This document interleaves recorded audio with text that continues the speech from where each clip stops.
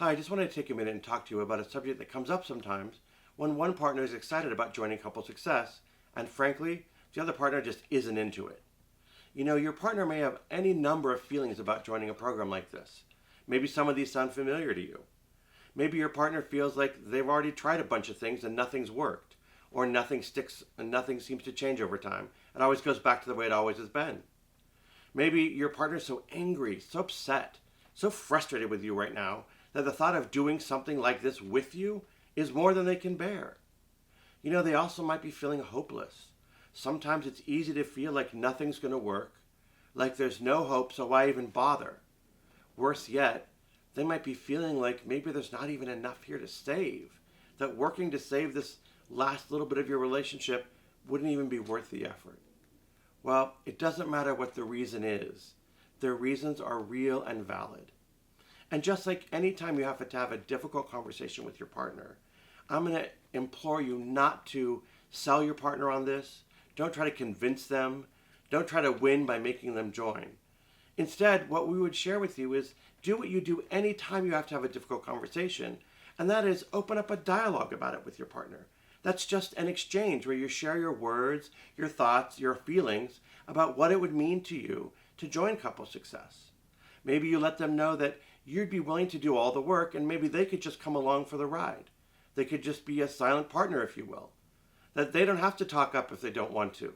That they can just go along for the ride. You might also let them know that it's important for you to be a part of the program and maybe they could just support you as you make changes in how you treat your partner and how you treat this relationship.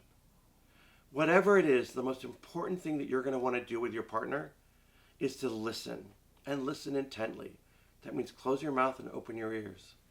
Because you want to understand what are your partner's feelings about this. What are they worried about? What concerns them? And let them know that that's okay. That you're going to love them no matter what. Even if they have fears and concerns that aren't yours, but they're real to them. Because when you validate and you listen and you normalize, you bring about real change in a relationship. And that's really what we're here to do, isn't it? So I want to encourage you, whether you're joining as a couple or as an individual, real change can absolutely happen even when only one partner is involved. You see, it goes like this.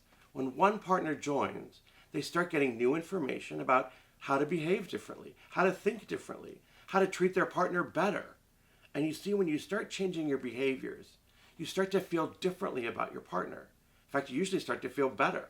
And sure, your partner may think it's a little weird at first. What is this thing you're doing? Or you've been watching that program again, haven't you? Sure, that happens all the time. Yet, you know what? Most partners like it when they get treated better. And they very often respond in kind. So when you start treating each other better, you feel better about each other. When you feel better about each other, you can start liking each other again. And you move from like to caring, from caring to trusting, and then from trusting to loving.